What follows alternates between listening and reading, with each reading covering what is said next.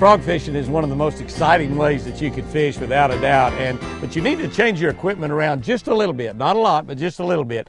And one of the key things you need to do is you need to go to braided fishing line. Now, I've got about 20 or 30 pound high seas braids. Most of my friends use 50 pound or 65 pound braided line when they're frog fishing, but you want to go to that line for a couple of reasons.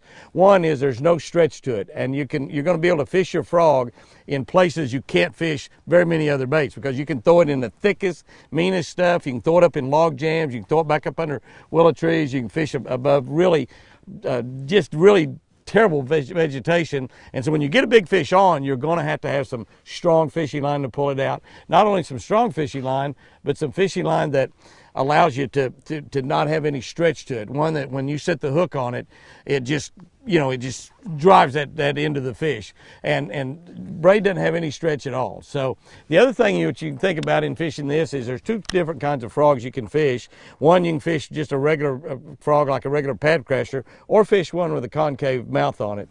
I like the popping frog because once you clear that heavy stuff, if you hadn't got a bite, a lot of times you'll have a fish that might follow it out. You can pop it, work it just like a regular topwater bait. Now here's another thing that I like to do. Back here where you have your hooks, take your needle nose and just open these up just slightly, where they're pointing slightly upward, much like you do on a spinnerbait.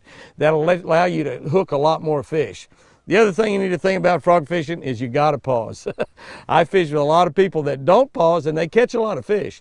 But if you'll just pause when that fish gets the bait. Now, if you're around northern pike like we are here, that pause probably is going to cost you some frogs. But if you'll pause just a little bit, let that fish kind of reposition that bait in his mouth a little bit, you'll miss less fish. Hard to do, but sometimes the pause is the difference in catching a big fish and just having a big blowout.